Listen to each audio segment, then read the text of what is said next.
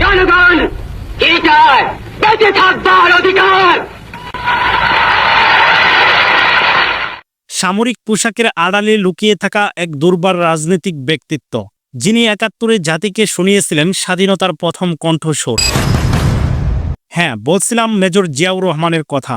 মূলত আজকের ভিডিওতে জিয়াউর রহমানের জন্ম, শৈশবকাল, শিক্ষাজীবন এবং রাজনৈতিক জীবন ইত্যাদি বিষয় নিয়ে আলোচনা করব।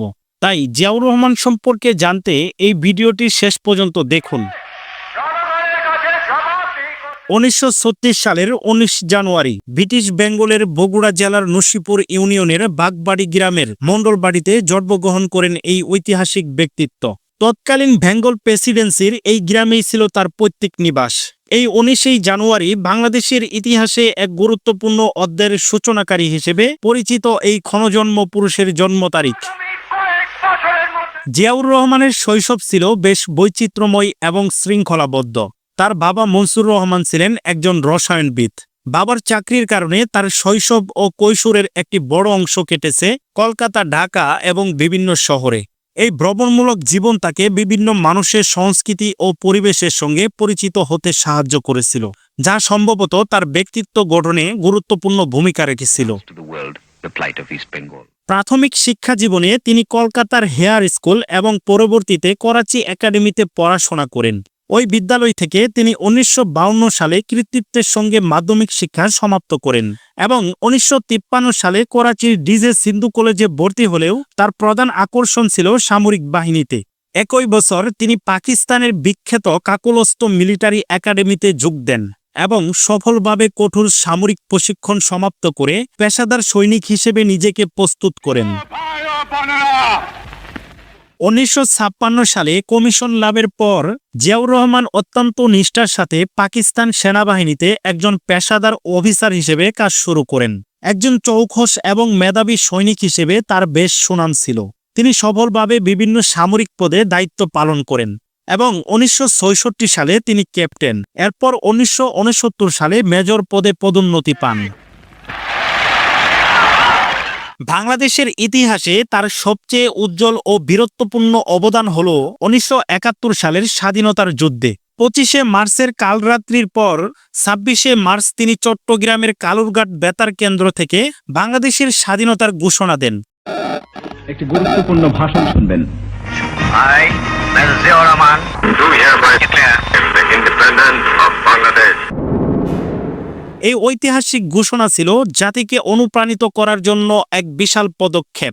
পরবর্তীতে তিনি জেট ফোর্সের অধিনায়ক এবং ১ নং সেক্টরে কমান্ডার হিসেবে সরাসরি রণাঙ্গনে যুদ্ধ করেন, যা তাকে একজন কিংবদন্তি মুক্তিযোদ্ধার সম্মান এনে দেয়।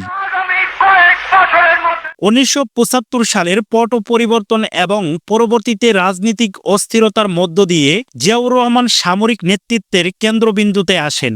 ১৯৭৭ সালের সামরিক অভ্যুত্থান ব্যর্থ হওয়ার পর তিনি দেশের প্রধান সামরিক আইন প্রশাসক CMLA হিসেবে ক্ষমতা গ্রহণ করেন এবং অবশেষে ১৯৭৭ সালের ২১শে এপ্রিল বাংলাদেশের রাষ্ট্রপতি হিসেবে দায়িত্ব গ্রহণ করেন। বঙ্গবন্ধু শেখ মুজিবুর রহমানের মৃত্যুর পর দেশ যখন বিশৃঙ্খলার সম্মুখীন, তখন জিয়াউর রহমান দেশে শৃঙ্খল ও স্থিতিশীলতা ফিরিয়ে আনার ক্ষেত্রে প্রধান ভূমিকা পালন করেন। তিনি দেশে বহুদলীয় গণতন্ত্র পূর্ণ প্রতিষ্ঠার উদ্যোগ নেন এবং রাজনৈতিক দলগুলোকে সক্রিয় করার সুযোগ দেন।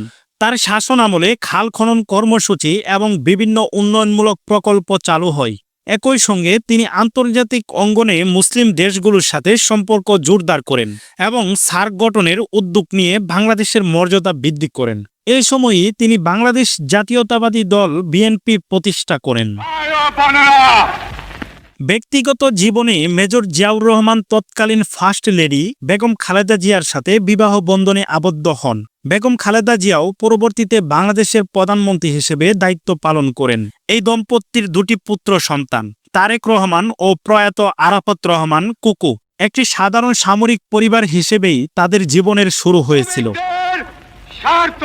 ১৯৮১ সালের ২৯শে মে চট্টগ্রামে এক সামরিক অভ্যুত্থানের শিকার হয়ে মেজর জিয়াউর রহমান মর্মান্তিকভাবে নিহত হন। তিনি তখন চট্টগ্রামে সামরিক অফিসারদের মধ্যে শৃঙ্খলা ফিরিয়ে আনতে গিয়েছিলেন। তার এই আকস্মিক মৃত্যু বাংলাদেশের রাজনীতিতে এক গভীর শূন্যতার সৃষ্টি করেছিল।